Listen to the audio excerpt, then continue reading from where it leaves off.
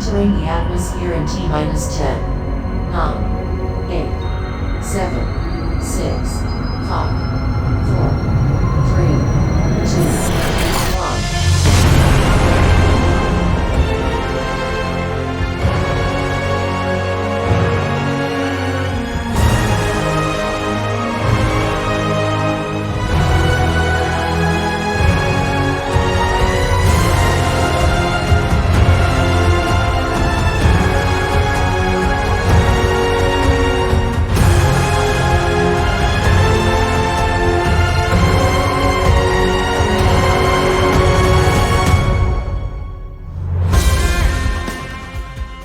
Hello everyone and welcome to the Omega Metroid podcast from OmegaMetroid.com. My name is Andy Spiteri, joined by Doominal Crossing. Doom, how are you today, my friend? Yeah, pretty good. You might notice a new background. I have officially moved into a new place now, starting a brand new chapter of my life. It's exciting times. I'm really happy right now. Well, we're very happy for you, and I can't wait to see if you're watching us on YouTube what that room starts. It's a blank canvas now, and we're going to see the evolution of that room over the next couple of months here. We've also got our Omega Metroid social media manager, Jules, on the show as well. Jules, it's been a long time. How you been? Hey, good. Doing well, Andy. Thanks for having me on. I'm really excited to chat Prince of Persia today. Yeah, that is what is on the ticket for today. We've been hyping up this Inspired by Metroid episode for the last couple of weeks.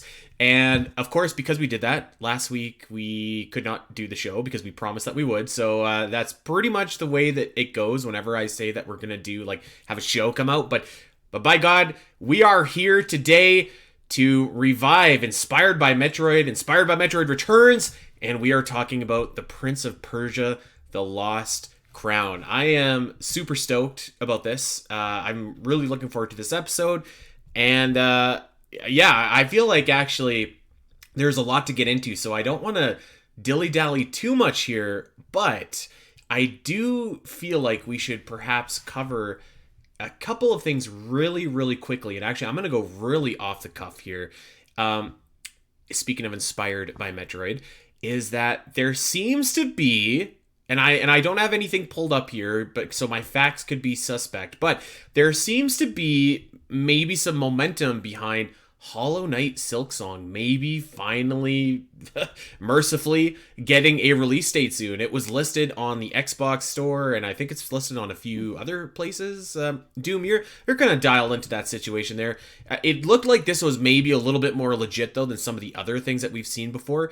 Seems like we might have a release date coming in the near future for Silksong after, God, years and years and years. Yeah, so it was already up on a few marketplaces, I think including Steam and the eShop, but it went up on the Xbox marketplace, the whole product page. Still no release date yet, to be clear. But then, because it happened during April 1st, so everyone was thinking like, what is this, some kind of messed up April Fool's joke? And then one of the Xbox marketing managers on Twitter retweeted the announcement and just did a little winky face, and so a lot of people are like going, "Hold up, this we might actually be getting somewhere." So yeah, hopefully we finally get some permanent details on that, and Hollow fans can rejoice. Yeah, well, that's something to keep an eye on. Speaking of another Inspired by Metroid title that we have in fact covered on the show here before, the developers behind Dead Cell, the acclaimed roguelike Metroidvania, well, they're making a new Prince of Persia game. So Evil Empire, the developer, is making a roguelike Prince of Persia game called Prince of Persia. Early access starts next month. Jules and I literally just saw this trailer for the first time like 5 minutes ago. I don't know, Jules, what do you think? Are you sold? Not yet. I'm definitely going to have to see more than just this trailer. The art style looks very interesting. But yeah, we'll have to see some more. Yeah, I think I'm with you. I've kind of spoke before about how I'm not like absolutely in love with roguelikes. Hades being the exception. I thought that game was fantastic. So yeah, I don't know if I'm like super pumped for this. The trailer didn't do a whole lot to like really Yeah. wow or like win me over, you know. But as we'll talk about, I think Prince of Persia is at an all-time high in terms of goodwill. So I mean, hey, I might check it out. Doom, you wanted to talk about this before we got going on the Lost Crown. What are your thoughts, takeaways to this game?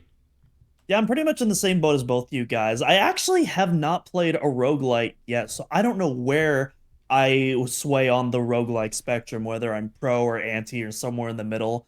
So I don't know, but the thing that stuck out to me is just it looks interesting. Looks unique. Jules, you brought up the art style. I thought it was really interesting how, everyone has like a very purple skin tone throughout the whole thing, and so it's like that's new, that's different, and yeah, I'm curious about that. That's probably the best way that I can sum up my feelings about this. I'm curious and I want to know more, but I'm not sold yet. Yeah, fair enough. Hey, nothing wrong with purple skin. You just ask Grimace Hey, and he'll tell you. yeah, Thanos, yeah. Yeah, or well, Grimace, Thanos. I mean, so that being said, and while we're shilling for Prince of Persia, by God, if you haven't seen that fantastic Jake Gyllenhaal Prince of Persia movie in a long time, you should go and check it out. It's a fun little romp, and hey, we Gu and I did a episode on Prince of Persia over at Virtual Theater, the podcast about video game movies and the stories that shape them. Now that we have set the table, we've got all of our shilling out of the way. Like I said, we have a lot to get to here because I have a lot of notes. Doom, I know you have a lot of notes, and I'm really pumped to talk about Prince of Persia: The Lost Crown. Man, so when this game was announced, it seems like it wasn't even announced all that long ago. It seems like it was a very short Metroid Dread like window where it was like it was announced and then it came out almost right away. I held off on buying it because historically I was just like, okay, you know what? Ubisoft games usually depreciate pretty quickly, right? So like if I hold on for like 6 weeks, I bet you this game is going to be half price. And that actually was indeed the case. Not half price, but I think it was like 40% off or something. So I picked it up and wow. I'm gonna make a blanket statement just to get us started here, and I would like your guys' reactions to this statement. I think that this is one of the best Metroidvanias I've ever played in my life.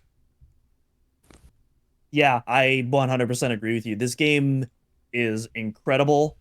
Um, I'll say this: I personally prefer Metroid Dread. I could absolutely see somebody playing this and going, "Yeah, this is easily better than Metroid Dread," and I'd be like, "Yeah, I can. Yeah, I totally. That's totally valid opinion, and I Yeah. wouldn't argue with that at all." Oh, I saw a hand raise. Well, no, because I was like, I'm thinking to myself, I'm one of those people. Like, I struggled with Metroid Dread in the beginning, and with this game, even though Prince of Persia for me, the platforming was really tough, and I know we're gonna get into all that. I really, really, really love this game, and I haven't played too many Metroidvanias in my day, but I mean, this one just stuck out to me as like memorable. Like, I'm gonna be talking about this game for a while. Yeah. Yeah. I completely agree with everything that you guys said. I think I myself like this. It definitely does have a different style than Metroid. Not even Metroid Dread specifically, but Metroid in general. Like this is much more combat platforming heavy. But like man, was it just spectacular from start to finish in every area that it was going for. And I came away from this being like, okay, when I think of the all-time great Metroidvanias, I think of like Super Metroid, Metroid Dread, Castlevania Symphony of the Night, Ori and the Blind Forest. And I think after that, I'm just like Prince of Persia: The Lost Crown. Like that's the kind of company that I think that this game keeps. And for me, one of the things because we've been doing this Inspired by Metroid series for many years now, right? So like when I'm playing a Metroidvania game and I'm just like, one of the telltale signs for me when I'm playing a great Metroidvania is when I'm going like, man, the next Metroid game should do this. And like there were multiple frequent things where I was playing and I was like, damn, the next Metroid game should do this because this is a great idea. This would perfectly fit into the next 2D Metroid game. So there are like all of these spectacular things which we'll get about. We'll talk about the we'll talk about the story, we'll talk about the areas, we'll talk about the bosses, we'll talk about the music, all that kind of stuff. But I just want to start off with the core of it all, and that is just the gameplay. And I think that in terms of just like literally platforming challenges, this is probably the best Metroidvania ever made. Yeah. I think 100% so. agree. The platforming I feel like is like probably the star of the show for this game, which it should be. 100%. It's a Prince of Persia game. Like, man, and I think I was telling you this, Andy, before you bought the game. I was like, even the early platforming is good, but like once you get into like the final third of the game and you get all the abilities, they do not hold back. No. And some of the challenges that they make you go through, or even some of the optional ones that you can choose to go, are just absolutely bonkers in like the best way possible. Yeah, it's incredible. There are many. It's not an exact one for one, but like think of like a Shine Spark puzzle in Metroid, and like there are multiple platforming segments that are like as difficult, if actually probably not like exceptionally more difficult, and it's almost got like that Super Mario kind of flavor to it, because like there are times when you're playing like a 2D Mario game and you're like, geez Louise, like this is insane. Like, yeah, I was thinking about playing Super Mario Wonder and like that bonus world or whatever that they had, and some of those levels are just like, oh yeah, and there's some of those in here, but I don't know, like I at least felt like in terms of the platforming, like it was really tough, but I never felt frustrated. It was always just like, God, I messed this up. I did this. Like, I don't know, Jules, did you have that kind of same kind of vibe when you're platforming? I was literally just going to say that. I mean, I would get to some sections that I knew what I needed to do, and my just fingers couldn't move fast enough, or I just couldn't figure it out fast enough, and I'm like, so I would get frustrated with myself more than like the game, like saying it's impossible or something. Yeah. It's possible. You just have to be really good at it. But I loved it. It like made me want to come back for more. Like, I love that aspect. Yeah, that's a great way to put it, actually, because I was the exact same thing. I was like, come on, Spiteri, get your fingers working properly here. Like, God damn. And there's like, just like there's so many incredible platforming things that you do in this game, from like you have to get like tokens that you don't actually acquire until you land on the ground. You're swinging off poles, you're wall jumping like crazy, you're using all of your different abilities. Like it's so well done, and it's so exceptionally fine-tuned that I was just like completely blown away, because I have to admit, when I started the game, and I'm a Prince of Persia fan, I like almost every Prince of Persia game, but when I did start the game, I was like, my immediate reaction was just like, oh, okay, like this is fine. Like it's looks, maybe I dare say it looks even a little dated, like kind of, it's not a graphical powerhouse or whatever, but I'm playing, and then I'm just like, okay, this is pretty good. In the intro, there's like this introduction prologue a little bit here, and I'm going from like, yeah, okay, this is pretty good. I was like, oh, okay, that was pretty cool, and I'm like, oh yeah, that was sick. And then I was just like, God damn, like yes. And by the end of that intro, I was in. I was like, this is awesome. Like it probably took me about like 30 minutes to be completely won over to Prince of Persia.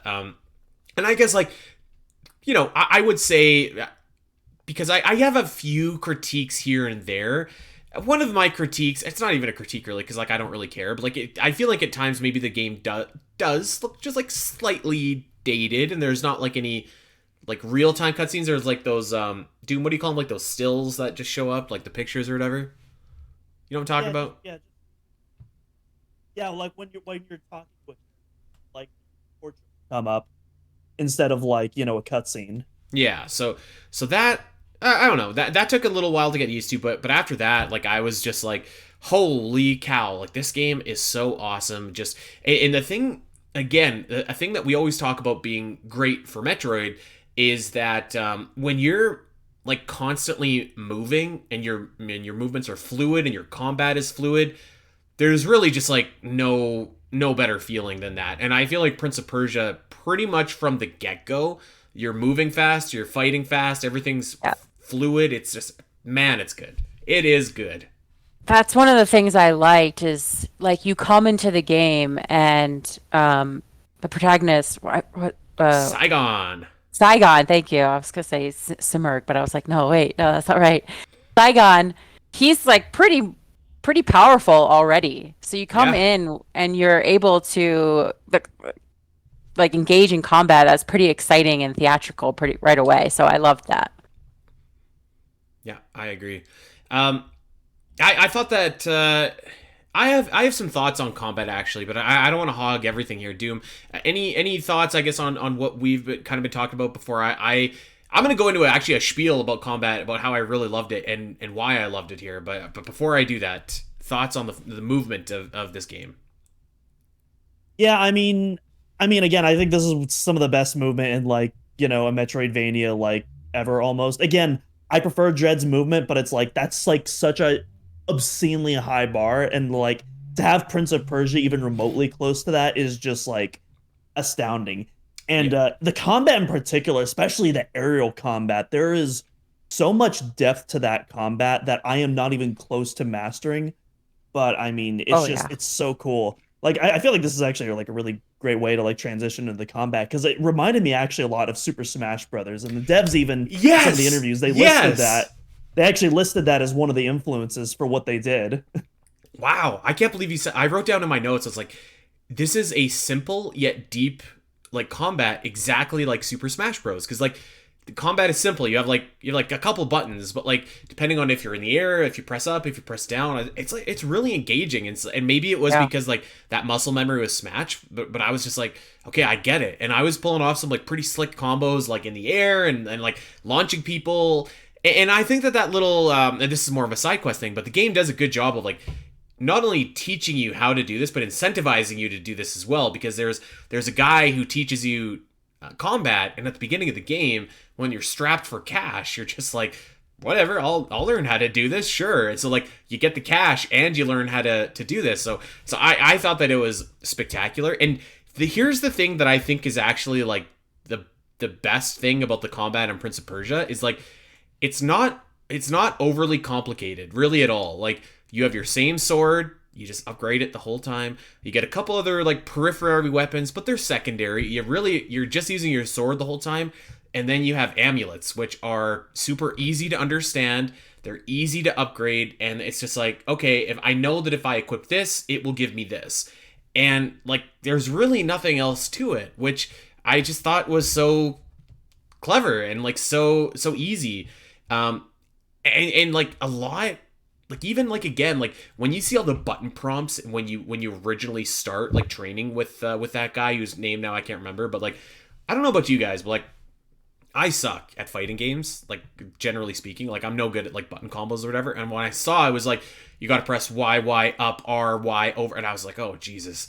And but then you do it, and you're just like, oh, this is actually pretty easy. It's just like my usual 3-hit combo. I press up, and then I jump, and then it's another 3-hit combo. Like it was really simple, and I really appreciated that about this game.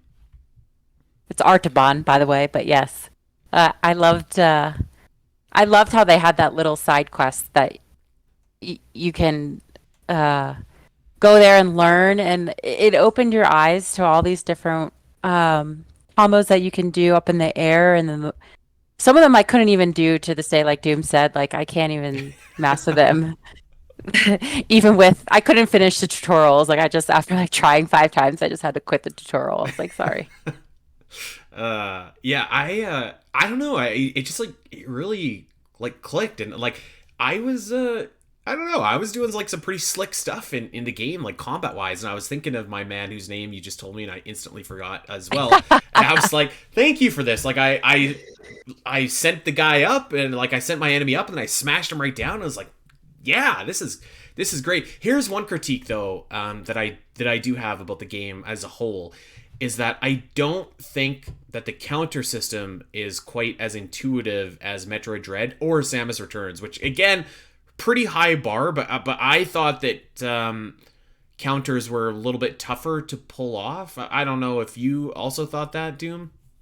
I think the actual counter system is great. I just think there's a little bit more input delay between when you actually press the counter, and so it makes it feel a little less accurate than it does in like Dread, whereas Yeah, like maybe. at least yeah, like in Dread, like you press it and it's like you get that immediate response, whereas yeah, in Prince of Persia you get a little bit of delay, and so it takes a little bit of practice.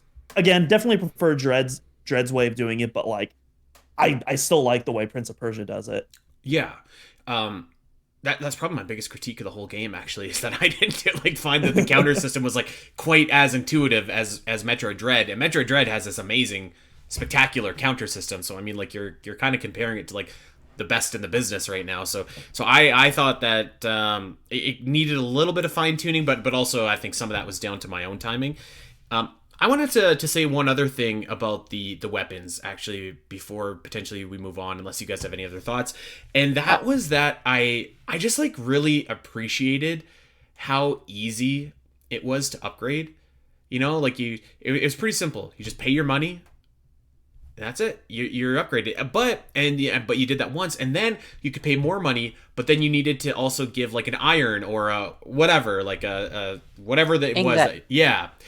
And I like that because one, again, it's nice and easy and clean, and it was super easy to do. But then two, which we'll talk about later, is for me, I was like, okay, this gives me more incentive now to really explore this map and like find out all of the other things that I can find, because if I do this, this is like a permanent upgrade for my just base abilities, rather than in Metroid where it's like I can explore the map and find more missiles when I already have like 200 of them. So it doesn't quite incentivize me in the same way. So I, again, thought that was like a really simple, clean, easy to digest way to upgrade your weapons. And that went for amulets and everything in the game. 100%. I found myself trying to look in every nook and cranny of this game, smashing every wall, trying to see if it was like a fake wall, just trying to find all different amulets or ingots or coins, Ursi coins, trying just so we could do those upgrades. So, and like you said, it was perfect, because I normally like feel like sometimes that can be like you're trudging through or you're tracking back and trudging through it just to do it. But this game, I wanted to do that. And I love that. Yeah. Talking about criticisms, my criticism, I don't even know if criticism is the right word. I guess it's more of like a personal preference that the game didn't really cater to. But a lot of Metroidvanias, modern Metroidvanias, go for a perk system, which I'm typically not a fan of outside of multiplayer games. And in this case, it's the amulet system. And I don't hate it. I think of the games with perk systems, I think this is one of the better ones. But I think I would have much preferred maybe just having some of those abilities nerfed and have them as permanent buffs rather than having to pick and choose things. But I also know some people actually prefer that, and they like being able to like more customize their playstyle, and it makes them feel more unique. And so, again, I don't really think that's a criticism. That's just more of a personal preference for me. No, I 100% know what you mean. I'm playing Final Fantasy VII, like the OG right now. And there's something just beautiful about like you get a weapon and the next weapon you find is every single stat is better. So you know you don't need to keep that old weapon, right? Like that's kind of the same idea there. So I get what you're saying. And I think I actually generally agree with you, but I did like, you know, the option. Like for this style, I did like, and it was super easy how you could mix and match your, all of your different like amulets and stuff like that. So yeah, I thought that it was like a pretty good system, all things considered. Well, that's, I mean, there's so much more that we could talk about gameplay wise. Like honestly, like the platforming in this game, I know that we touched on it, but it is just so incredibly exceptional. There are like multiple challenging areas and multiple different ways that they challenge you, and like we could probably go on, and it's tough to do it justice just talking about it, because you really have to see it in motion in order to appreciate like how spectacular the platforming really is. But like, I mean, trust me, if you're listening to this show, you know that I am not afraid to, you know, to offer some heavy critiques on Metroidvanias that we've played. I think this is, aside from Ori, maybe this is the best one that we've played in terms of just the whole package. So really, really spectacular gameplay. And I guess, unless you guys have anything else to add to that, we'll segue here into some areas, because man, these areas. Whew. I do want to. Sorry, you go ahead. Jules. No, go ahead, do. I was just gonna ask everyone, what was your favorite platforming puzzle in the game? Because I know what mine is immediately. It's it's the giant saw puzzle at the end of the elevator where you unlock the outfit, and it just keeps going and going and going. And you think like, oh, okay, obviously I'm at the end, and it's like, no, you're just beginning. And it's just like, oh my God, I laughed so hard at like all the times. It's one of those kind of funny times. Like you keep dying it over and over again, but Yeah. it's like in a funny, it's like in a funny troll way. Like you feel like you and the game are like on the same level. It's like, okay, I see what you're doing, game. I see what you're trying to do here. And like when you finally do get to the end of it, it's so satisfying. Love that But puzzle. I mean, I have a love-hate relationship with that puzzle because I was like, all you got was clothing at the end of that. I mean, it I was, think that's funny. I think that's yeah, funny. I mean, don't it's kind know. of funny. I was like, oh, I mean, I did all this work and I got some piece of clothing. I Which, actually loved the clothing option, like in the different outfits that you get. Again, I wish that Metroid would do that actually, because I'm like, I don't know, I would much rather go and find like the Prime 2 light suit as a clothing option in Metroid Dread than like missile expansion number 76. You know what? It's hard to pick one. I would say probably because it was the most insane to do. I'd probably say that there's a puzzle in the Sacred Archives in like the top corner where you have to double jump to get the blocks to come out and like jump on them and then like cling to the walls, and then for like somehow you have to get like over to the top, and then there's a Xerxes coin on the side. It's just like the most absolutely insanely difficult puzzle that you've ever seen in your life, and it took me probably 100 tries to do. Like, and I'm not even exaggerating, it probably took me legitimately 100 tries to do, and it was so tough. But again, it's not like you were saying, Jules, like it's not like I was mad at the game because I was like, hey, I know what I need to do, just don't mess it up. Like, you know what I mean? Like, and I didn't describe it super well, but I think that anybody that's played through this area is going to know what I'm talking about. I think you recognize that, Doom. This was insane, and there's multiple other great puzzles in some areas that I want to save here, but yeah, there's a few of them. I'm trying to remember what the name of it was for mine, but it was kind of towards the end of the game where you go and you meet that woman, the Oh architect God, of the whole yeah, city. the impossible climb. The Impossible Climb. Yeah, Thank you. I mean, that one took me like 100 tries. that was so That's a brutal. good one. Yeah, that I was having no problem getting the coins on the left and the right, but man, I was trying to get up and get up and get up, and I was just like, oh my God, this is tough. But I think that one wasn't as impossible as some of the other ones in the game, but it was tough. It was Yeah. no bones about that. Okay, well, I want to talk about some of these areas, and I didn't even list all the areas, but like there's definitely a few that I wanted to single out, and we can, if you guys have like some that you want to single out too, we could just do this round table style. The first area that I thought of, and not even necessarily my favorite area in the game, but the first area I thought of, I was just like, man, this area is so awesome, was the Raging Sea. And Oh it's a yeah. small area, but like, God, I was just like, this looks so awesome. It's this, as the name implies, you're at sea and there's all these ships or whatever, but time is frozen, so nothing is moving. The water isn't moving, and the coolest thing is like there's lightning striking, but the lightning's frozen too, so like it's just in place and it acts as like a barrier. But like if you touch it, you get zapped.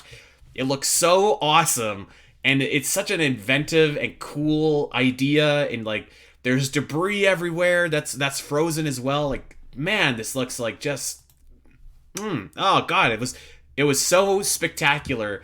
And again, it wasn't even my favorite area in the game, but that was the first one just visually that I was just like, God, this is good. This is so good. Doom, I'm gonna throw it over to you. Yeah, and I'm pretty sure we probably all have like a lot of the same areas, but Yeah. what are some of the ones that caught your eye?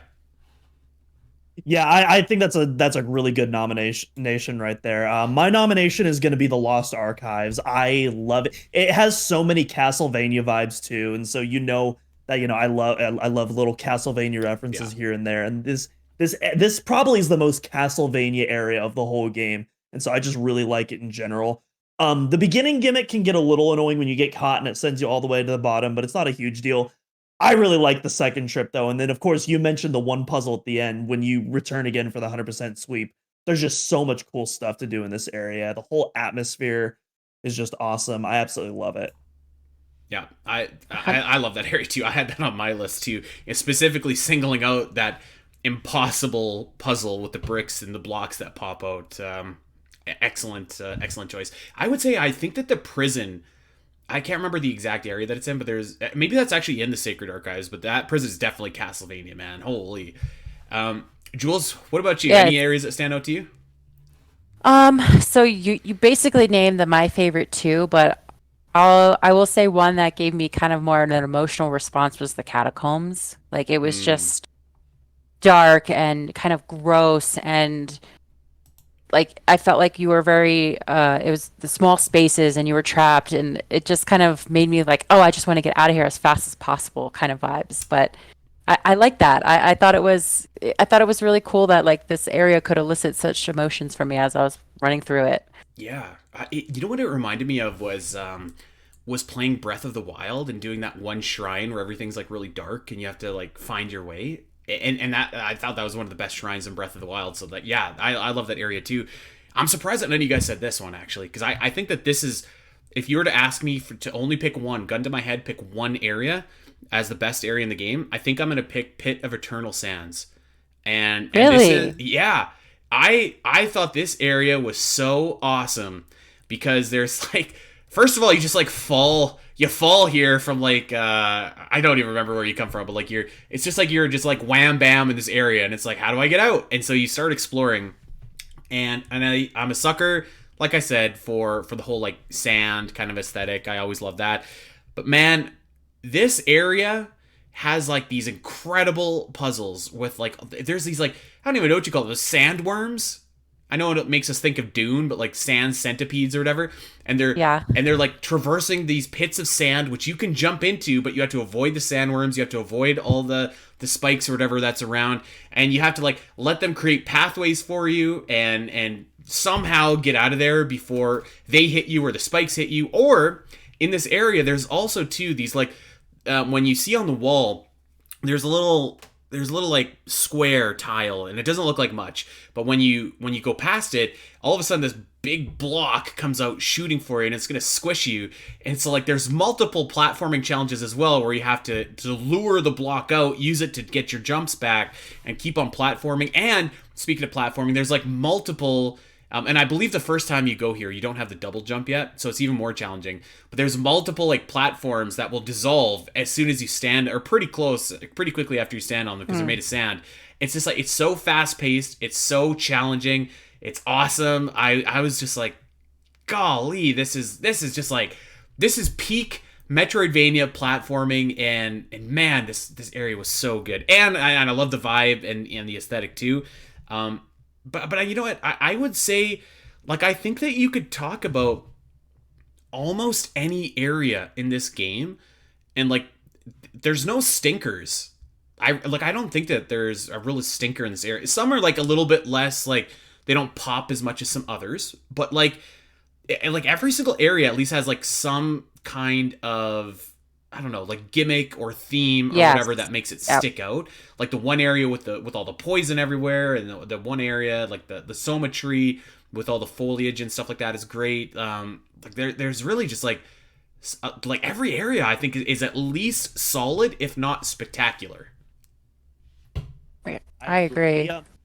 The mountain is also, I can't remember the exact name, but the ice mountain that you go to near the ladder portion of the game is also like one of my favorite areas. Yeah, the Tower of Silence. I have that on my list too. You're like just like shooting around like Spider-Man when you got your whip or whatever. It's awesome. Yeah. You know, and not only that, I wanted to shout out some like individually glorious rooms in this game as well, because there are more than a few of those.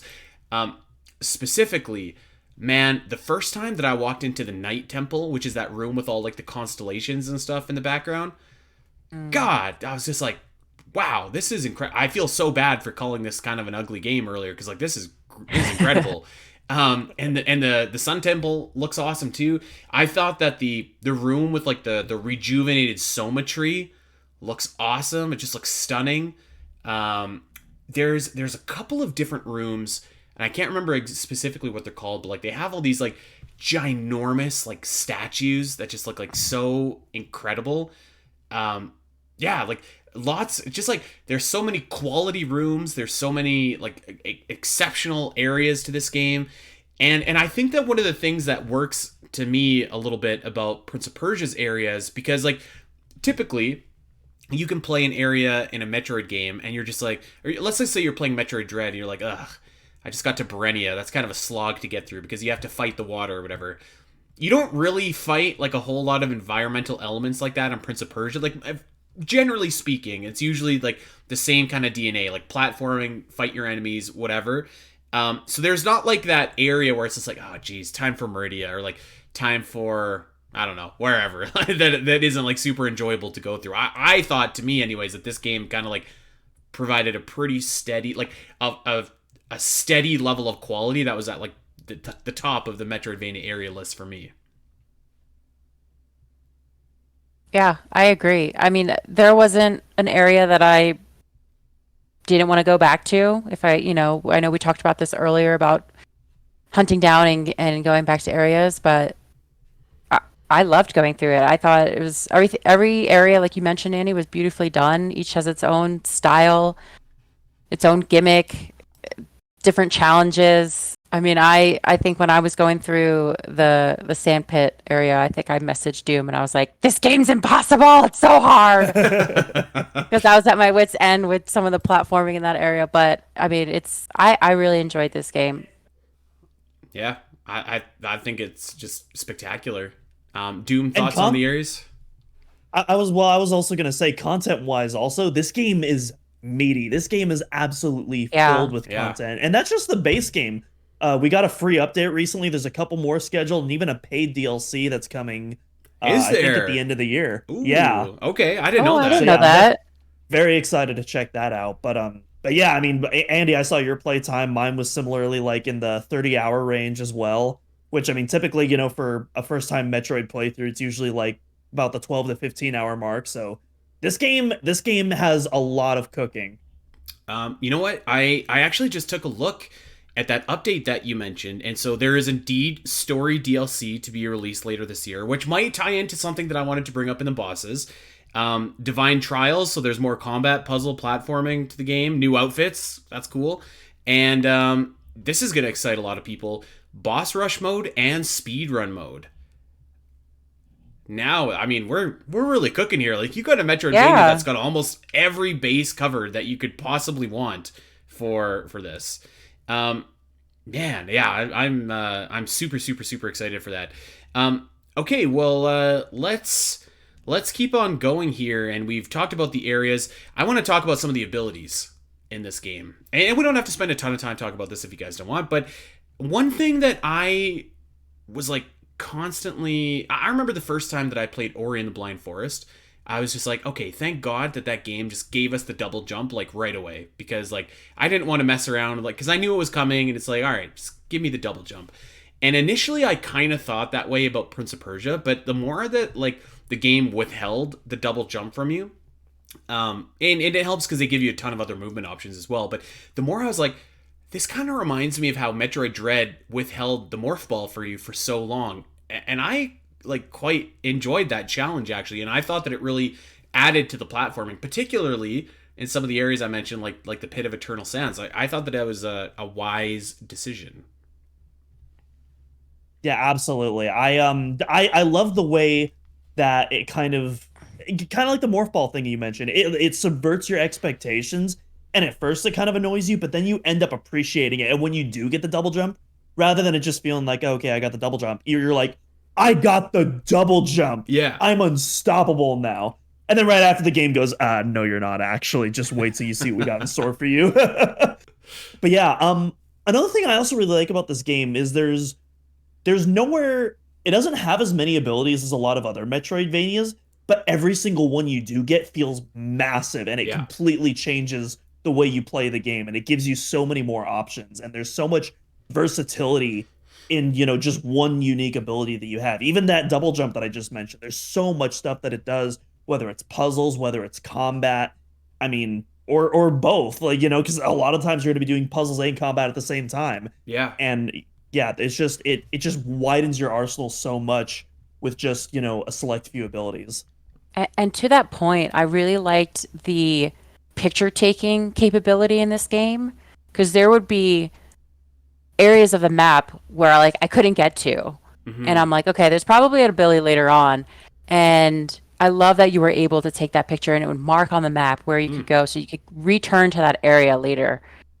And it's kind of like what you're saying, like this should be implemented in other games because it was really, really smart. And so it was a really easy way for me to, when I did get those new abilities, I could return to those areas and master them. Oh, I actually dedicated like a segment on the map on this game because I think the map is awesome. But yeah, that's a fantastic ability. I love that. And yeah, like you're right. Like there's not as many. Like there's not as many abilities, but I do think it gives a gravity to each one.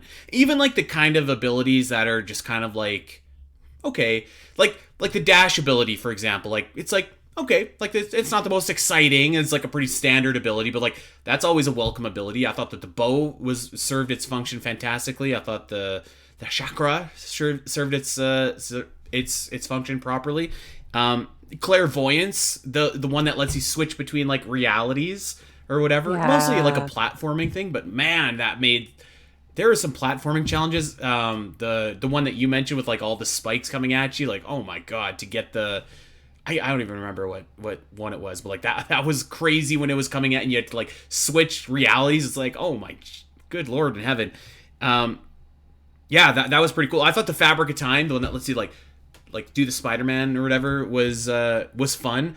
And honestly speaking, I wish that the grapple beam in future 2D Metroid games just basically worked exactly like that. Like I thought it was great. I agree, 100%. Especially in combat. When you get that thing, like you can literally latch on to ground enemies, any aerial enemy you want, and it just, oh my gosh, it takes the combat to another level. And I was just like, man, this would be really cool to do in a Metroid game. And like, my man, favorite, it's easy too because it's sorry, I mean to cut you out. It's just like you see the little grapple point there, and it is just automatic. There's no stopping, aiming, shooting. It's just like bam, you're up. It's great. It was really clean. It's so quick and seamless. My favorite ability, and I'm shocked we haven't mentioned this yet, is the shadow ability, where you can create a duplicate of yourself and then teleport. Well, I was leaving it for last, actually. Oh, okay. Yeah. No, that was my favorite. That is one of the most insane. That is one of the most insanely creative ability. I've never played a game that has had something like that before, and this game, oh my gosh, it's just the when you get it and the puzzles that are like built around it, like it is so critical. And it starts with simple stuff like, oh, you need to teleport yourself to to the other side of a closed gate. It starts off with that, and then it just keeps getting more and more complex, and it starts adding your other abilities on top of that too, and it just, oh my gosh, it's one of the coolest things about this game. I'll go back to the room that you guys mentioned. Like, I can't remember what that room was actually called, but anybody that doesn't know what we're talking about, it's the room in like the secret level of the elevator or whatever. But I mean, the utility of that there is like so unbelievable. I have seen an ability like this before, and the last time I saw it was in like 2003 playing Prince of Persia: The Sands of Time. And I think that's why this ability is so spectacular, because it's like, it's so versatile that you can use it for puzzles, for platforming, for combat, and it's easy to do. But I think the best thing about this ability is it's a very, very uniquely Prince of Persia ability. Like it doesn't make sense in other games, and I really appreciate that, because it's almost like your signature ability here to like rewind time, and the amount of ways you can like, I feel like they just scratched the surface on the amount of ways that you can use this ability. Like it's so awesome, and like, man, like it's just a really, I don't know, like there's something about it that I feel like just like is very endearing to me, because it's like, it's kind of like, only Prince of Persia can do this. And it's, it's kind of the same thing in Metroid, where it's like, only Metroid can give you these heart-pounding Shine Spark puzzles. No one else can do that like Metroid. No one else can do this type of ability, this rewinding time, like Prince of Persia. It just doesn't make sense. It doesn't fit. It's so awesome in this game. It's so incredible.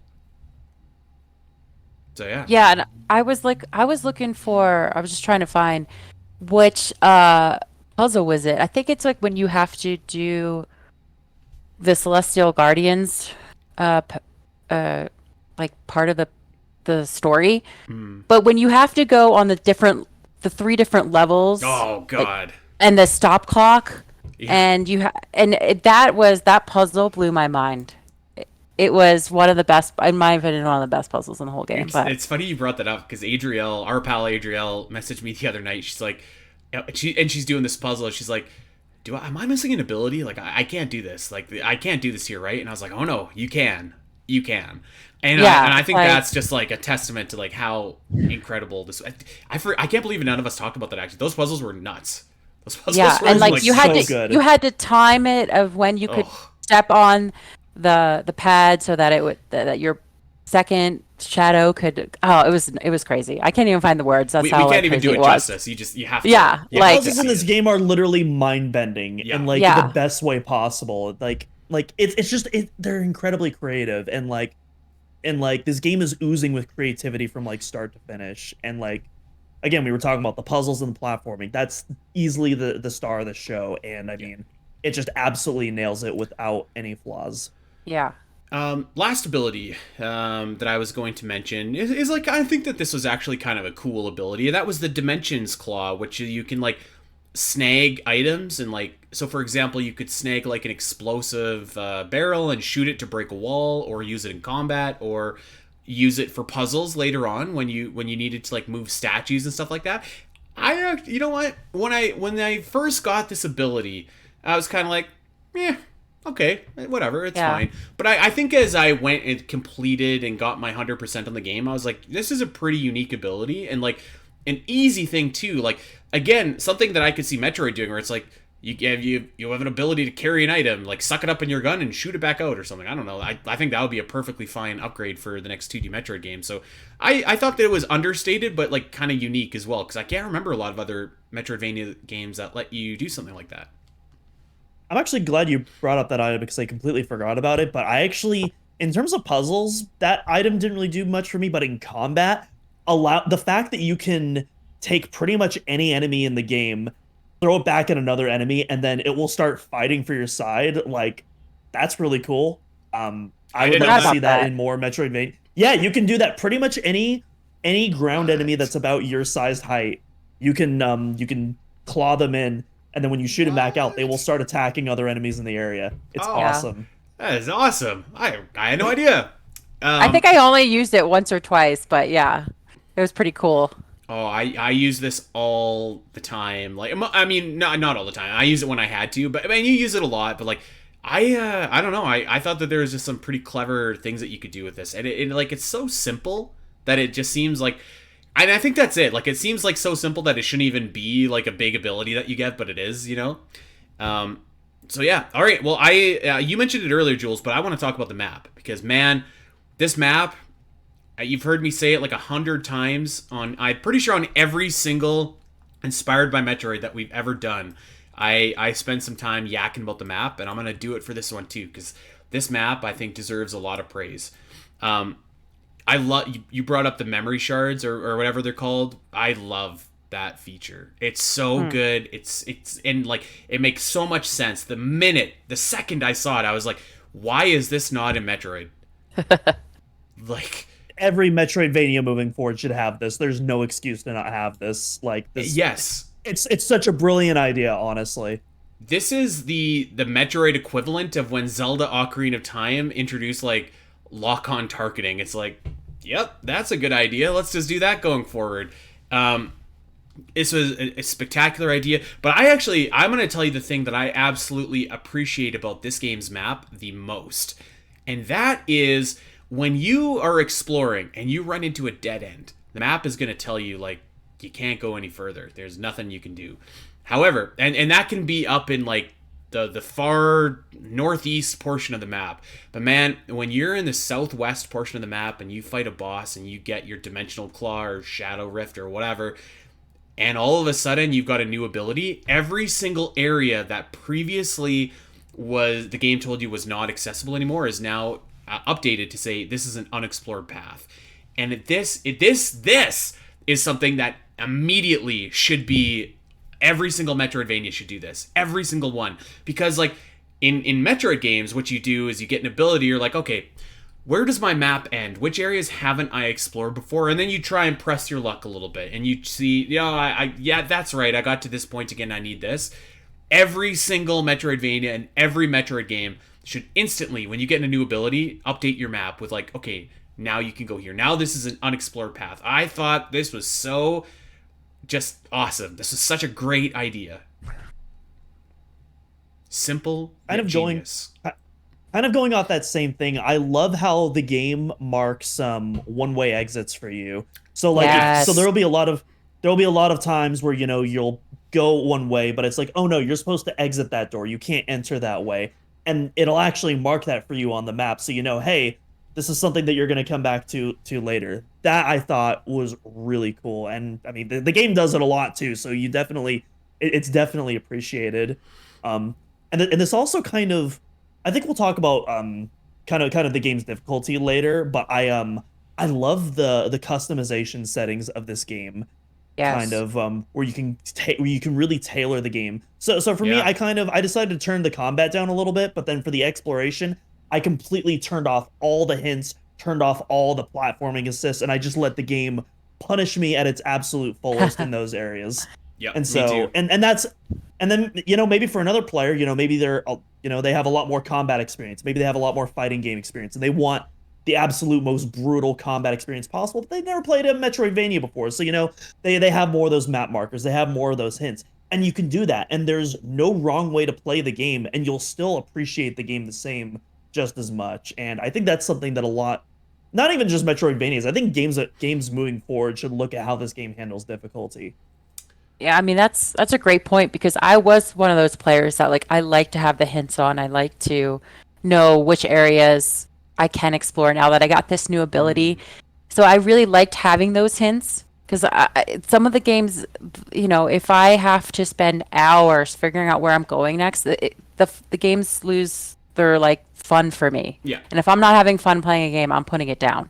So I really like that was an option for me. And like you said, customization, it's what this game does really, really well. Yeah, I totally agree with that. Like, and Al and I just did on the ZeldaCast a few weeks ago an episode on Horizon Forbidden West, and like that game has all of these different accessibility options where you can really customize how you want to play. I think like in 2024, there's really no reason not to have that. Like I'm looking at a game like you, Elden Ring, like I want to play Elden Ring, but I don't want to die like 60,000 times. So it's like, oh, okay, well, I'm not going to play it because I'm not having fun, as you say. Yeah. So like, I think that games should do that, but I think that's a great idea. I do have a few minor nitpicks about this map, actually, though, if you'll indulge me here. So when I was going for the hundo %, this one great thing that the game does right away is it's like, okay, you have there's X amount of like treasures to find. There's X amount like it basically lists everything that you can find in the area, except for those little bits of lore that don't do anything. They don't get you anything. They're just like the things that you can find. And I did have to track those down like manually, which was a little bit of a pain in the bottom, but that wasn't a big deal. But this one, because I don't know, because I'm deranged, I was just like, okay, I can't leave any portion of the map not filled in. And like, so specifically, like because it's not a grid-based map, it's a map that has like different shapes for all the rooms and stuff like that.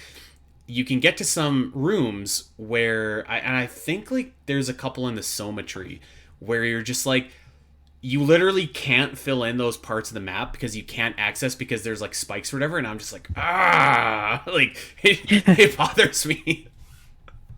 I definitely feel you there. My OCD got me a couple times in those areas too. It's like, come on, just let me paint the whole picture. Yeah. And let me ask you a question, Doom, because I swear when I was playing this game, the original like map was not color coded by area, and now I'm looking at it and it is. Maybe I'm just crazy, but You're crazy. It definitely is. Was it always color coded? Yes. I told you I'm deranged. What can I say? Yeah. But yeah, this is like, man, this is one of the most spectacular Metroidvania maps. And by the way, another wicked thing about this map is like, because it's not a grid-based system and it's like the rooms or whatever, you look at the map and like, you can see like just some of the rooms on the map. Like the Night Temple has this like wicked, like the constellations in the background, and like the Sun Temple has the little sun on it. There's a bunch of rooms with, like platforms and stuff. Like it's just a beautiful map. It looks awesome. Like the Raging Sea has the waves. Like, oh, it looks good. And I did like in this game how they gave you the option of purchasing the map, Yes. but I actually exercised the option to not, just so it would kind of force me to explore a lot more. So I didn't buy any of the maps just because I wanted to explore it and find these areas on my own. But you could purchase them and like get the little outline of some rooms. So if you didn't know a room was there, you could go find it. I really like that. You know, this is kind of jumping sort of into the story, but since you brought it up, oh God, do we remember the little girl's name that would sell you the maps? Anybody remember? I don't remember anyone's name. All right. Well, I remember a few names, but now that I'm trying to think of it, I cannot for the life of me remember her name. I don't know what it was, but like, every time this little girl was like, "Hi, Saigon," it was just like, I don't know why, it just charmed me. Like, just like, hi, just like some weird little girl like in this creepy mountain that's just like selling you maps. I don't know what it was, but hearing that little soundbite that they kept on using just made me chuckle. Like, and the more you heard it, the more I don't know, it just made me laugh. So that's my 2 cents on that. Okay, so let's move on to a different area, and maybe what we should do here, because we're gonna talk about bosses and we're gonna talk about story from here on in. So there's gonna be some spoilers here, so proceed at your own warning. So I just want to make that very clear once again. There is going to be some story spoilers. So this is your chance. First of all, if you haven't played this game and we haven't convinced you by now, I don't know what to tell you. You need to go and buy this game. Full price, on sale, whatever. Go buy this game.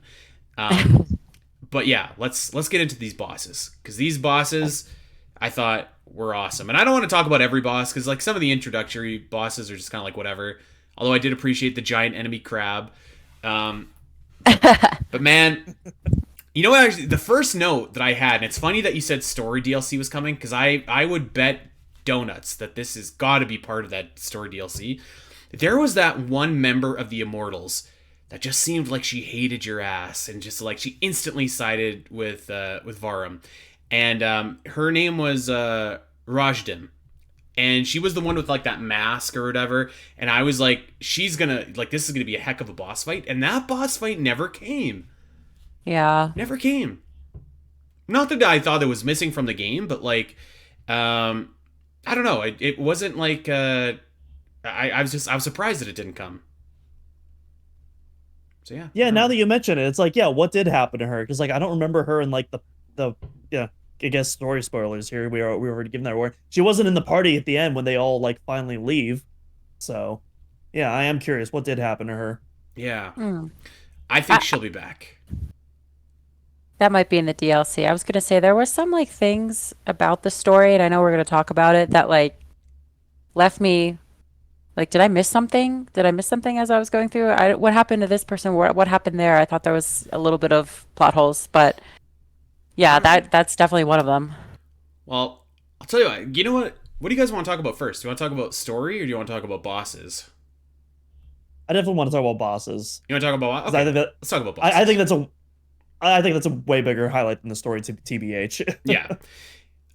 Okay, so like I said, I want to highlight some bosses here, and if I miss any, we'll talk about any ones that you guys want after. But I have like a few bosses that I thought were exceptional, and one of the coolest bosses in this entire game, I thought, was Kiana the Forest Queen. Yeah. Man, this design, I keep on saying it, but man, damn it, it was so awesome. Like, she looked like she just came right out of Elden Ring, right into Prince of Persia: The Lost Crown.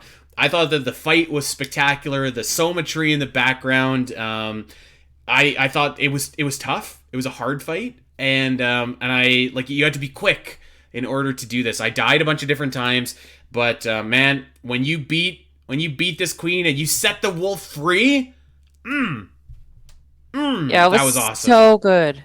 This was the first boss that I came across where I had to stop because I kept dying so many times and then go back to the map and do some upgrades before I moved on. Yep. But it was so unique, and I loved that, like, when she lost, like, I think like a third of her health, you get like transported to this other realm where you have these shadows, different colored shadows of her that would attack you from up and sides, and you had to dodge and jump and move. It was just so well done. And it takes you like a few tries to get the flow of it, but once you do, and when you complete it, you're like, yeah, I did that. Like, Yeah. it was so exciting, and I loved it. This was I think one of my favorites of the whole game. Me too. Yeah, this is my favorite fight in the game. This fight is so good, and I love. Again, this is one of those. I feel like of all the boss fights, this is the most Metroid dready for me, where it almost feels like a Punch Out style fight, where you're like, you're getting beaten down over and over again, but you're memorizing these attack patterns, and once you do, you finally start to find your groove, and it feels so good when you like finally get those counters. And by the way, the boss counter animations in this game are so good. I was looking at some of the interviews from the Ubisoft Montpellier team, and they were heavily inspired by Dragon Ball Z for some of these like over the top anime finishers, and like you really see them in the boss fights in particular. They're so good. That tracks. I made a note here. It's just so stylish. I know you mentioned earlier you didn't really like the counter system, Andy, but I liked the cutscenes that you would do. That would take place, and I just thought it was so stylish, the combat sequences sometimes. I agree. It's not that I don't like the counter. I just didn't think they were as intuitive. But man, when you hit that counter, oh baby, it really reminded me like a lot of the Ravenbeak fights. But the multiple fights in this game reminded me of that, or maybe to a lesser extent like the Z57 fight. But like, man, those counters were awesome, and the damage that you do was awesome. We were talking about gameplay. We didn't even mention like the Astro Surges that you can unleash like a powerful attack or whatever, and like that was a perfect time to do that. Like it filled up your gauge in order to do that too when you counter. It was so good. I loved this fight. I thought the wolf looked spectacular before, during, and after the battle. And this fight, the queen looked awesome. I thought that the what was the name? Azdaha? Azdaha, something like that. Something like that. Yeah. The big snake that you fight in the Pit of Eternal Sands. This was another boss fight that I was just like, oh my god, this thing doesn't look quite as cool. I was expecting it to look a little bit cooler rather than just being a snake, but I did think that it was neat that, one, you talk to the thing after you beat it and he kind of joins your team a little bit, but two is just like this big python, and like there's all this crazy stuff going on. Like you guys broke down some sequences here. I was just like, man, this fight was great. Like that's all I really remember from the fight, because there's so much going on. Like you got to be lightning quick in order to survive. This fight was probably sorry, you go, Jules. No, go ahead. You already started. I was just gonna say, this fight was probably the angriest I got in the whole game, but I felt really good when I finally did take it down. I somehow managed to do this on my first try. I was gonna say I did this one on my first try, and I think it was just because Kiana made me power up so much that I was so powered up by the time I got here. I really liked how clever some of the aspects of the fight was. Like, we were talking about the dimensional claw, and this was one where I used the dimensional claw when those red orbs would appear above you, and as soon as they drop, you can grab onto one of those things and fling it back. It was just so thoughtful, and I loved it. I think of that? Oh my god, I never did that. Yeah. You never did that? No, I just and it would cause so much way. damage. And I think that's why it made the fight a lot easier, because it would cause so much damage. So there you go. I thought this fight was great, but I'm going to tell you my favorite fight in this game. And I think it was my favorite because I just got my ass kicked like over and over and over. I must have died to this guy like 50 times. And I was just like, I can't do this anymore. I'm going to fight someone else. And I came back later more powerful, and then I did defeat I defeated this character. And this was also the last boss fight where I did die. After that, I took everyone out on my first try because I was a little bit too powerful. But man, fighting Menelaus, the Yep. archer, Jesus, this guy was so fast and so swift with his bow, and like this was so fantastic because like you had to be just like jumping, dodging, like you could not, if you were still, you were dead because like you were constantly dodging like arrows coming at you, the little stars that were coming at you. He was fast, he was dodging your stuff. You had to be like picture perfect in order to counter him. This was a great counter because I feel like you could counter some of his arrows and they'd go back to you. Like, it was so fast paced that I was just like, man, this fight is like a top Metroidvania fight for me, which is funny because I don't think like I was kind of digging around a little bit and I didn't see a ton of people speaking glowingly about this fight, and I was like, I don't know, I thought it was like the best one in the game. Maybe it's because I went in like really struggling, and I think that adds a little bit to the fight, like when you're not sure that you're gonna win. But man, this fight I thought was exceptional. I think I'm not sure if this really counts as a boss fight because there's multiple of them, but you know, aside from the Forest Queen, I think my favorite fights in the game are like the evil Sargon fights. I love the kind of one-on-ones that you do with those fights, and especially in the later ones where he like is souped up and has like all of your abilities too, and he's pretty much he adapts to your playstyle in real time, which I think is so awesome. And so you're like, you'll be getting into a groove, but then he'll adapt to your groove, and so you have to find another groove, and it's like really, it's a really flexible fight, and it makes, at least for me, it forced me to play and approach the game very differently. But when I did get into that mentality, like it had some of my favorite moments, I think, for the combat. Yeah, I would agree with that. I thought that the reward for those two was like made it really worthwhile, like very worthwhile. Are you talking about the like when you would get the new anther surges? Yeah. Yeah. Okay. Yeah. And what I really liked too is that Menelaus had his own anther surges. Yeah, actually. So I it's thought very that was cool. interesting that a lot of characters in the game, like you had to use your anther surges and they had their own. So it made the fighting style really interesting to me, you know, figuring it out and which one would work best. And I love that you have the option to choose which anther surges you want to use during combat. Yeah. And not, I really like that. Again, it plays to the customization of this game. And I really did like the Menelaus fight. I was really surprised. I mean, spoiler, that like he dies at the end. I thought you were just know. gonna like knock him out or something. It kind of really made me sad. So He seemed like a I was nice upset guy. about that. Yeah. You know what would be so awesome is if this game took a page out of like classic Castlevania playbook and let you play as like Menelaus, or let you play as some of the other immortals, kind of like how you do in like Symphony of the Night. You can play as Richter, you know, you can play as Maxim and Harmony of Dissonance, etc., etc. That would be so awesome if they ever did that. That would be spectacular. What's the other bloke's name? The other immortal, Orod. This one was okay. Yeah. He was okay. I like him as a character. I thought his dialogue was Yeah. really good. was Which fun. actually, speaking of which, what language did you guys use when playing? Because I played the whole game in Persian and I really enjoyed that. Well, I didn't even know that was a thing. Yeah. I use plain old English on Yeah. my side. No, you didn't use idea, though. Canadian English, Andy? No. Yeah, just there were kidding. some use in a couple words there. Sargon mentioned something about going to Tim Hortons once or twice. Like, yeah, that's You yeah. seem to be stranded, eh? Hey, we don't say a. Come on now. Yeah, this fight was fun. It was a good fight, but I think this was the point in the game, at least for me, where I was like, I'm a little OP. I'm a little OP here. Not What do that you mean that's by a that? bad. Like I was too powerful. Oh. Where I was like, I could feel, and you know what? I guess I'll just mention the King Darius fight here too, because I would say the same thing. Whereas like I Yes. was I felt like I didn't have to be like as slick or as fast or as accurate because I could withstand the hits.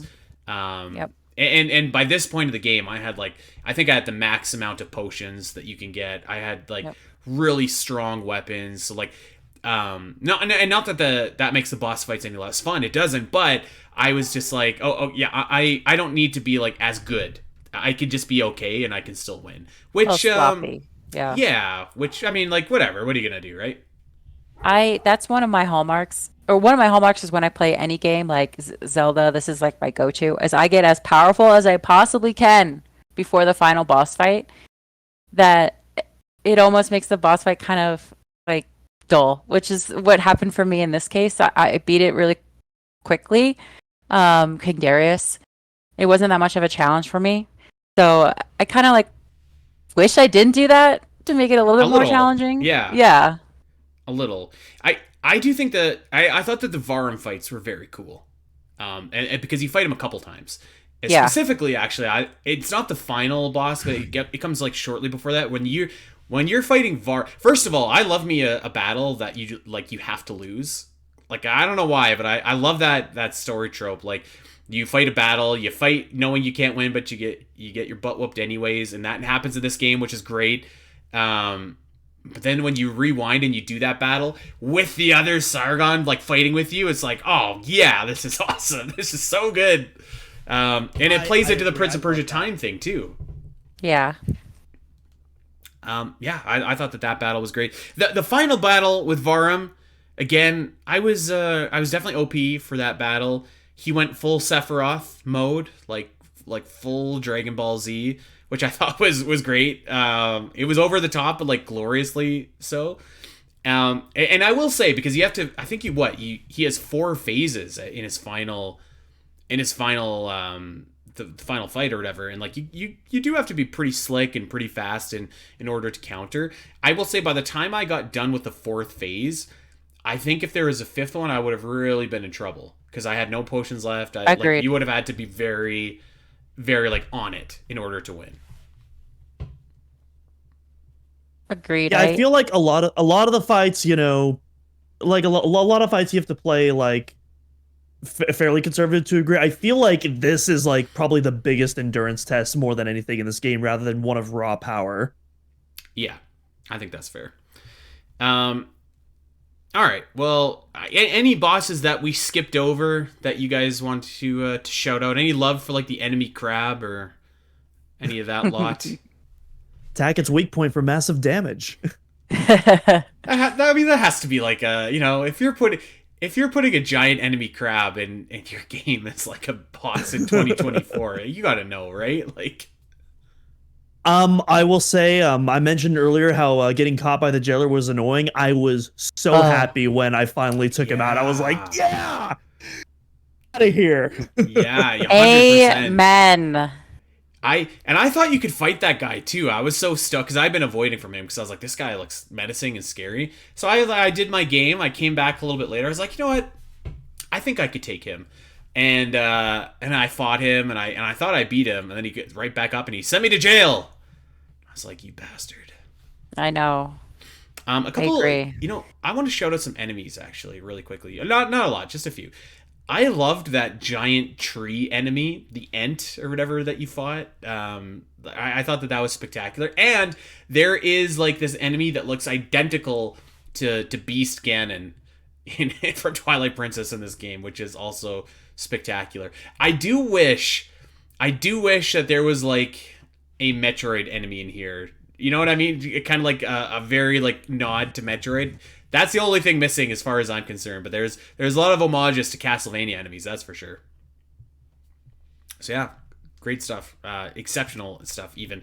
If I'm gonna shout out one enemy, I gotta shout out the stone statue guys that do like the 180-degree kicks, and they like shoot the lightning out with the shockwaves. I think those guys are awesome.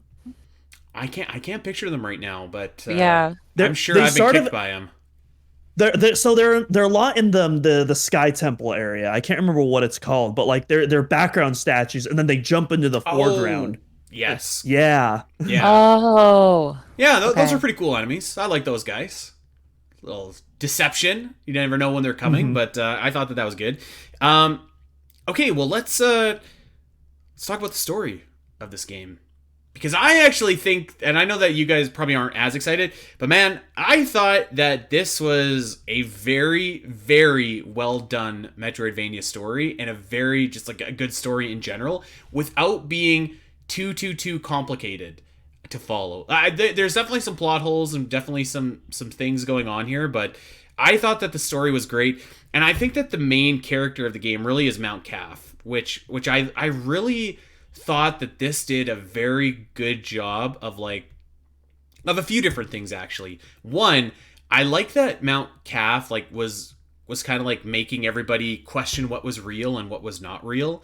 I thought that was so good, because it introduced a little bit of psychological horror, and then you see past versions and future stuff and whatever, and I thought that it was very unsettling, and I also thought that it did a really good job gameplay wise, of making it where you go in with all these other characters, but it also justified how everybody was alone themselves, and how you, the player, were isolated and alone for a lot of the time, why you couldn't just team up with people, because everybody's kind of their mind is being warped by this mountain, which I thought was fantastic. And you know what? I for the most part, I mean, it's not like they got a ton of different development, but I thought that the cast of the Immortals specifically was quite likable, and like you said, Jules, when it came time to finish off Menelaus, I was man, this guy, I feel bad for him, and I think that almost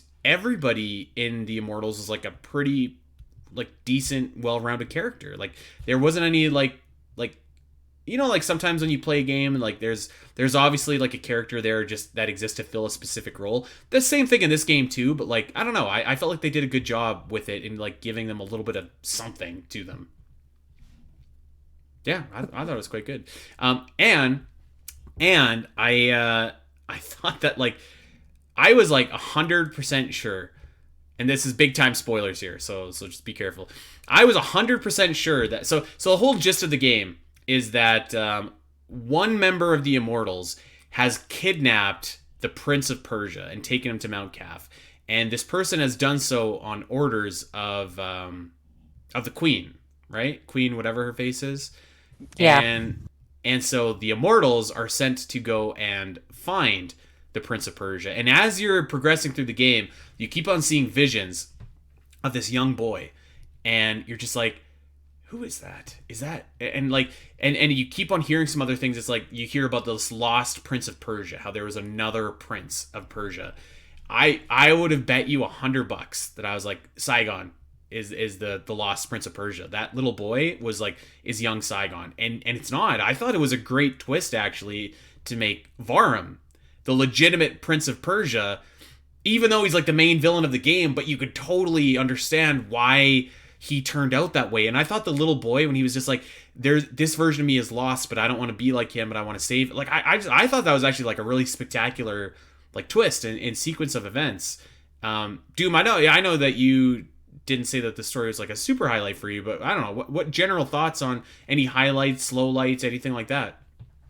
Yeah, I didn't hate it by any. It's I thought it was serviceable. I love the lore. I love what you said about how you said the main character is Mount Calf. I 100% agree with you, and I love all the lore that surrounds this area. It's such, it's a place that I want to learn more about. This place, I feel I've already learned so much, and yet I know so little at the same time. And I feel there's so much more to explore in this area, this whole universe, and so that really intrigued me.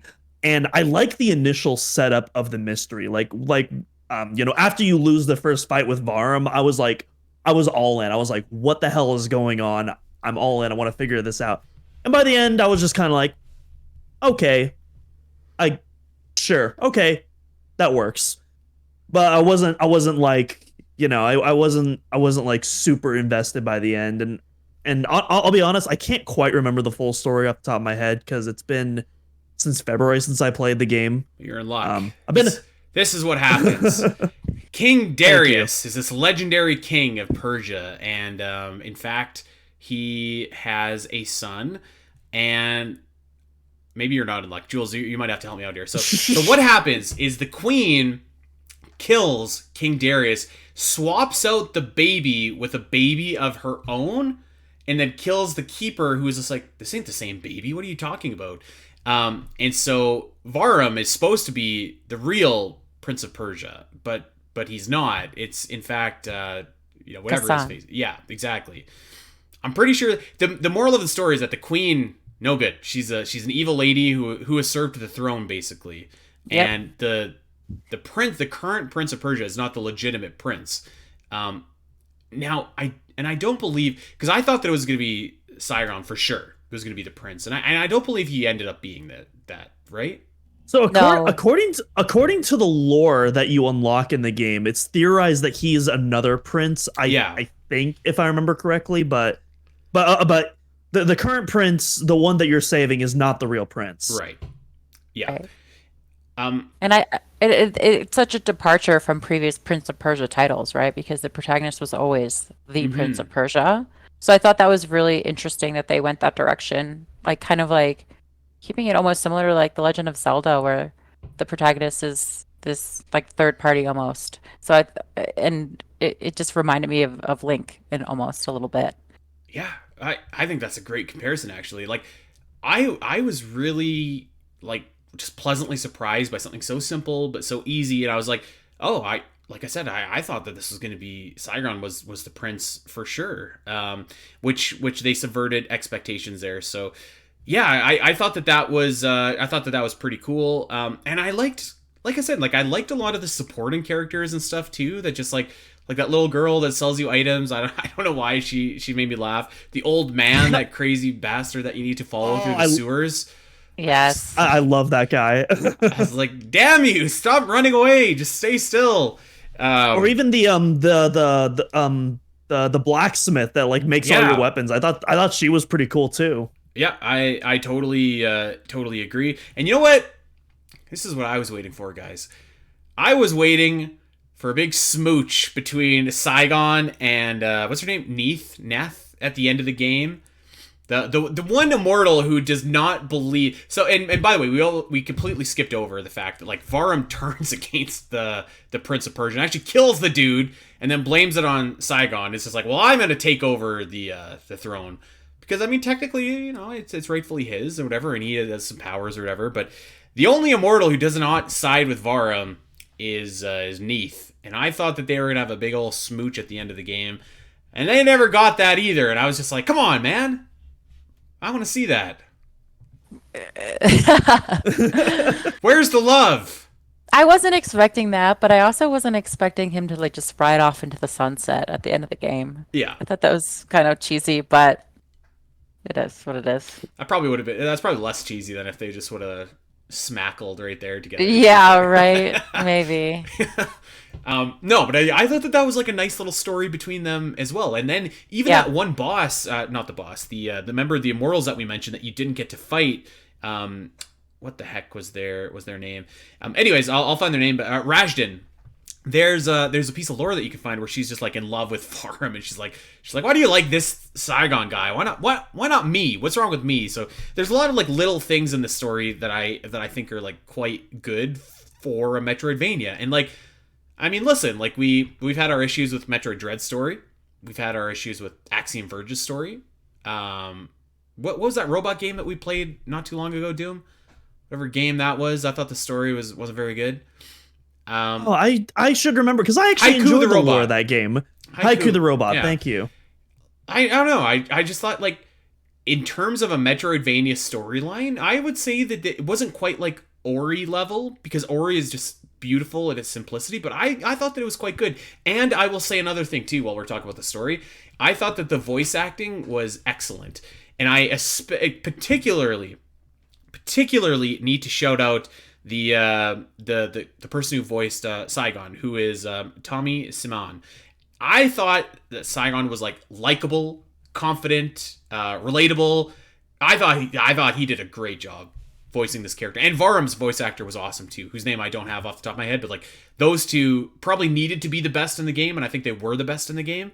I thought the voice acting throughout the whole thing was awesome.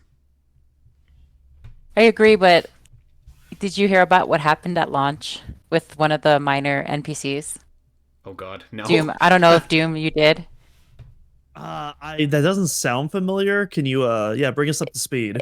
So they forgot to put the human voice on one of the minor NPC players at launch. So it was literally a text to speak like AI robot sound Oh, at launch, and it was like so embarrassing, and it was so weird, and apparently it was so out of place, but they patched it like pretty quickly. That's almost kind of awesome, actually. Yeah. That's Mount Calf really messing with you there. yeah. Yeah. Oh boy. Yeah, that's more funny if anything. Something left over from the dev build that accidentally gets put in the. I don't know. There's something a little wholesome about that. Yeah, I was like, Oops. I didn't play the game right at launch. I think I played like a month after launch. But I just was like reading up on it, how it was like really out of place and just really hilarious. So, I love but it. other than that, I agree. I think the voice acting was pretty great. I'm just imagining that, like, you know, that the TikTok voice that you hear. I'm just imagining that on like one of the NPCs. You Like, are the real Prince welcome of to Persia, Mount Koth. Saigon. Yeah. That's fantastic, actually. Yeah, I actually think that kind of rocks. But I don't know. I didn't have very high expectations for voice acting here. Maybe I should have, because I do, you know, say what you will about Ubisoft games, and I think you could say a lot about them, actually. But I think that their voice acting is usually pretty good. And Well, one this thing I one do is want no to different. One thing I do want to shout out, because I totally agree with you when it comes to Ubisoft. Most of their stuff doesn't really appeal to me, but this is from the Ubisoft Montpellier team, and they are an excellent studio that have. I mean, they did Beyond Good and Evil, which is in my top 5 games of all time. I freaking adore that game. They've done the Rayman games, including the critically acclaimed Rayman Legends, which everybody should absolutely play if you love platformers. They did Valiant Hearts, another phenomenal game that I absolutely love. Very, very easy game in terms of gameplay, but just such a beautiful story regarding World War One. And I still need to play the sequel that just came out recently. But yeah, this team is excellent, and this is another excellent game in their repertoire. Yeah, definitely. Okay, let's keep going. Let's talk about side stuff here, because again, man, I played this game multiple different times. I was like, Metroid should do this. Metroid should do this. Metroid should include this. I was so happy that there was side quests in this game. And like the side quests, like I know what some people are thinking, and like the side quests aren't what you're thinking. It's not like you have to go and do a bunch of fetch quests or whatever. It's just like the side quests really are just like extra things that you can find on the map, mostly throughout the culmination of the game, like throughout the progression of the game. Like there's jars that you can find, there's enemies that you have to take out, and it's optional, but it's just like it gives you something else to do, right? Other than just like the main story. So if you need like a break, if you're stuck on a boss and you can't beat him, you can go and do some side stuff and get either some money or some experience or both or whatever. 2, it gives you incentive to explore other parts of the map that maybe you wouldn't have if you didn't have to do this stuff. In 3, it's just a lot more engaging than finding like a missile expansion. And I know I've harped on that like in recent times with Metroid, but like just finding lore, even just like talking to a character, you're just like, I personally felt much more incentivized to go do a side quest when even like there's a side quest that's like takes you 2 seconds to do. You talk to someone in the forest, so you just got to go and cut some guy who's hanging. He's literally hanging by his neck. He's met a terrible end there. And you just go and cut him down, and you go and tell the guy, like, yeah, I did this for you.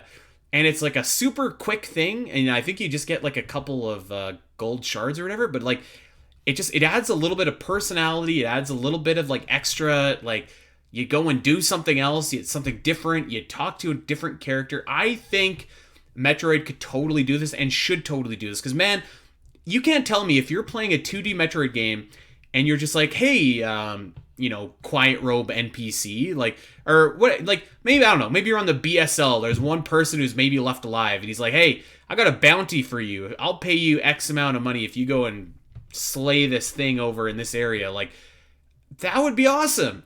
Like, that would be so good, and I loved the way that this game did that. I thought that it was, like, simple, but just, it's so welcome. Yeah, I agree in terms of the side quest. I think they handled the side quests really well in this game. Yeah. I don't even think any of them really necessarily like stick out even. It's just that the fact that they were there. I was just gonna say, like, there wasn't one that was like so great that, I'm gonna write home about, but I like that they were available and that you could. I like that they even give you the option. It's like, do you want to do this side quest or not? Yes or no. Hmm. So I thought that was really cute. But yeah, I like the side quests. It added to the lore of the game. It just made it more of a fuller game for me, Yeah, complete game. So I liked it a lot. They and also unfold. go ahead. I was also going to say they also unfold really naturally, because in a lot of open world games in particular, you do a side quest and it feels like you're deviating from the main plot. I never really got that sensation in this game. It just kind of stacks on top. They're kind of objectives that you accomplish on the way naturally. Yeah, I completely agree. And to add to that, even what I was going to mention too is like, so you get there's a couple side quests that like take you the entire duration of the game to do. Like there's these magic dust jars and like these enemies or whatever, but like you get consistently rewarded for like each one that you do. So it's not like you have to do all of them and you get an item, which is very helpful throughout the course of the game because like you get money, you get treasure, and you can use that to upgrade. So like if you are stuck on a boss, it's very viable where you're like, maybe I'll go explore, try and find some magic jars or beat some enemies or whatever. I can get money and then I can go and upgrade my weapons to like try again. So like there's and we mentioned earlier too, like, but even the even all of like the astro powers, like those are optional. You don't have to do that, but like if you do, you get one optional boss fights, which I love and I wish that Metroid did. But two, you get like these awesome finishers. It's like, why wouldn't I want to do this? This is fun. It's helpful. It's different. Like this entire side, like the side pickup part, I was like, Metroid needs to start doing this because this is spectacular. And I mean, not even like there's all this lore you can find too. Like just you don't get anything for it. It just tells you little things about the story and stuff. And it's like it's very Metroid Prime the way that you scan things. And it's like, why does the 2D Metroid do this as well? Because like, why wouldn't you? Yeah, I feel like that's been our 100%. biggest criticism of 2D Metroid, is just not incorporating those lore elements from the Prime games into them. And here's a game that actually kind of does that to a degree. Yeah. Yeah. Yeah. And Man, there's like multiple things in this game where I'm just like, the next Metroid needs to have this. Like it needs to have this in the game. Because I think like if you were asking me my opinion, I'd still probably say right now the king of Metroidvanias is probably Metroid Dread, but this is not far behind. But if the next Metroid game came out with even like some of the things that Prince of Persia does, man, that game is going to be in a comfortable number one position. agreed. Yep. All right, let's keep on going. This is the last thing that I want to talk about, and actually, I don't have any specific tracks that I highlighted. Doom, I was hoping you might be able to help me out there, but I wanted to talk about the music because I thought that the music was. Here we go. I'm gonna say it again. I thought it was awesome. I thought this music was great. It was consistently enjoyable. I love I don't know, Doom, what you would call that instrument that you typically hear associated with like Middle Eastern music, but I think it sounds incredible. I love that style of music and sound. This game's music I thought was awesome. And I lied. Actually, I have one track that I want to single out. And this track came in the credits. There was this sick rap song that started playing, and I was like, I was like, this is awesome. This goes so hard. It sounds so great. And damn it, no AI program could ever make that. This rap song sounded absolutely spectacular, but really the whole game sounded awesome. Like, Doom, do you have any tracks that really stuck out to you? Oh, well, I guess your thoughts, and then like, I don't know. All I can say about the music is I loved it. I'm sure you probably have more to say. Yeah, I think the instrument you're referring to is the sitar. There's definitely a lot of. So there's actually. I'm actually not surprised that you like this, Andy, because there's two composers. One, I can't remember her name, but she's actually a Persian composer, and so she helped with a lot of the main tracks. The other composer is Gareth Coker, who also did the Ori games, and so yeah, there's a lot of DNA between those games. Yep, and so yeah, both composers did a terrific job. I think a lot of the music is very ambient, but it fits the environment so well and really sets the mood and tone of the game. And I think it does it in a way more successful way than Metroid Dread does, in my opinion. But I'm not here to harp on Metroid Dread's music. I want to praise this game's music more so. I do have to knock off some points for no Godsmack, unfortunately. no, no, come on, you gotta have I Stand Alone at least once. But I don't think that you do being need said, to have that. This rap song at the end. Oh, so it's a two-way song. It's a Wow. rapper. Now, And apparently you could have convinced me that this game would be better served with Gobsmack rather than this rap song at the end. This rap song was so awesome. I'm not a big Godsmack fan, actually. I have to admit. it's more so it's fun. I've actually never played a Prince of Persia game until this in my entire life, but all I know about Warrior Within is that Godsmack is like I Stand Alone is all over the game, and it's like I have to play that game just to see what that was like. That sounds like a very early 2000s thing. Warrior Within was a very edgy Prince of Persia game. Yeah, that's what I've heard. Yeah, but one track that I do want to shout out, one track in particular, and that is the weirdly enough, I don't know if mini boss is the right word, but like it plays on a lot of like kind of the, not necessarily the mini boss, but it's also not a main boss. It's like kind of like a tier 2 boss theme, and it's like this brutal. We were just talking about Godsmack earlier. This is a way more brutal guitar track that is playing during these bosses, and it's hitting all these power chords and crap. And there's a specific term. There's a specific term, and I cannot remember it right now to for one of the picking styles, and I'm so mad that I can't remember it. But it's a really cool guitar track. It's brutal, it's heavy, and I absolutely love it. Okay, I love it. Jules, thoughts on the soundtrack? I mean, I'm trying to think. I don't remember any particular songs. I just was looking up about the song that you said at the end. So that two-way song, this the musical composers or whatever called two-way. They apparently had Farsi lyrics at the end of the song too, to kind of play into that Persia, by the Prince of Persia, obviously. So I thought that was like everything from like start to finish with this game was so well thought out. Yeah. That they would even think about doing something like that. So I really liked it. Yeah, I remembered what. Or sorry, I was just gonna say. I remember what I was gonna talk. Pitch harmonics. That's what I was talking about. There you Those go. pitch harmonics are absolutely sick. I love it. Oh, pitch harmonics! I could have told you that. That's what I didn't know you were. Obviously, yeah. Yes. So I will say I really liked it, and they're not necessarily like music or scores or soundtracks, but like when you would press pause, you would hear like the wind chimes yeah, in the background, and like I would just like go into the kitchen or something, and my roommate would be like, "What is that? It's so nice." I was like, "Oh, that's just like the pause button on my game that I'm playing," and it was just like I really liked it. It was like very subtle but very well done. Actually, and I'm glad you bring that up, actually, because I didn't write this down anywhere, but it probably deserves a shout out. I think that the sound design of this game is also awesome, particularly like the crunchiness of combat is just very satisfying. Like your swords just like there's something so glorious about it. I think you bring up a good point that I want to extrapolate on Doom, which is that, and again, not to take a shot at like Metroid Dread's music, but I do think that like this game for me had ambient music, but it wasn't like so ambient like it was in Metroid Dread, where like I do think that you can listen to it on its own and still be like, yeah, this sounds pretty cool.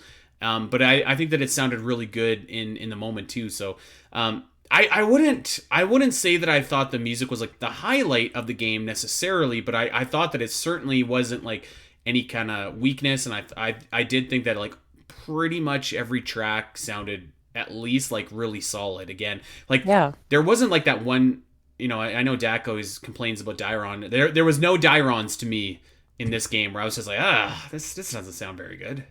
So I thought they did a great job. Yeah, agreed. Only thing that would have made it better is if they had like the Sephiroth remix for that farm final boss fight, because like that would have been icing on the cake. One thing I also really like the main motif of this game and how it's reused through a lot of the music, and it made revisiting that title theme and ultimately the credits like even more impactful. As that motif became more and more ingrained into my brain. So I really appreciated that. Yeah, another exceptional thing that this game did well, and really, I mean that kind of brings us to the end of our review here on Prince of Persia: The Lost Crown. I will throw out my final statistics for you guys. And I'm sorry, I should have mentioned that I was going to throw this out here. But so I did indeed. I went back and I got 100% on this game. Wow. So I got the hundo, which involves basically upgrading every single amulet, everything that you got up to maximum, which is a lot of money. So, but like, to be honest, I really only had to grind for money for like half an hour because I pretty much just had everything that I needed. And explored the map and everything like that. So I got 100%, and it took me 26 hours and 49 minutes and 4 seconds. So definitely did not overstay its welcome. You could probably realistically finish the game in 15 to 20 hours, and if you're going for the whole thing, tack on a few extra hours in there as well. I thought the game was the perfect length. I thought it was jam-packed with stuff to do. I loved playing it. I had fun playing pretty much every second of this. I think it's one of the best Metroidvanias I've ever played. 100% agree. It's an early game of the year contender for me. It's, an incredible game. I'm definitely, after playing this, I'm very, very interested in checking out the other Prince of Persia titles and seeing what those games are all about. And yeah, it's not, we've been saying it this whole episode. There's just so much stuff in this game that I want to see. Obviously Metroid, but Metroidvanias and even games in general take influence from, because there's so much cool stuff in this game that I just not a lot or any games have done before. Yep. Yeah, 100%. agreed. I will say that I enjoyed this game way more than I thought I was going to. I was very pleasantly surprised. And I even got my boyfriend, who has never played a Metroidvania in his life, to play it, and he's still playing it to this day, a couple months down the road, and he loves it. You're doing God's work, Jules. Yeah, he was like asking if he's like, "Can I join the podcast?" I'm like, "No, no, no." Does this game have a sequel? Yeah. So, I mean, I thoroughly enjoyed this game, and like I love the direction. I mean, if this is the direction that the franchise is going, we'll continue to be a fan. I mean, I had played Sands of Time way back on the PS2. So, and it's kind of been like a desert ever since for this franchise. So it was really nice to see this, and really nice to have a really good game, and, kind of reinvigorated me for this franchise. And I'm really super excited. So I really enjoyed it. I'm glad you brought that up, actually, because I think like a lot of us, I really enjoyed Sands of Time. And that's like a 20-year-old game now. And there's a remake coming allegedly sometime. Allegedly, yeah. Right? And I've always had a really soft spot for the Prince of Persia franchise, even though the quality in titles has kind of been up and down.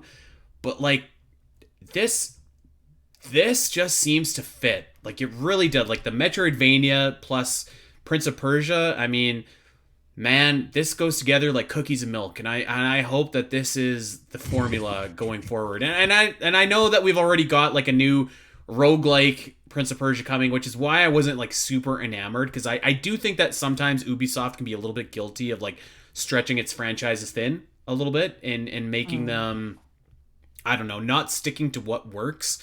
But man, I would just say like this works, and like if it takes you 3 years or 4 years to develop a sequel to this, you should do that and make it awesome and make it quality, as high quality as this one was, because this, like, I don't think any of us probably saw this game coming out of anywhere, and I don't know what's going to beat this game for my game of the year. I'll be perfectly honest. I have no idea what could possibly top Prince of Persia: The Lost Crown for my 2024 game of the year. Maybe there's something. I haven't played Final Fantasy Rebirth yet, but like, man, this game, God damn it, it was awesome. Awesome. Amen, Andy. Inducting it into the Hall of Awesome right now, right here.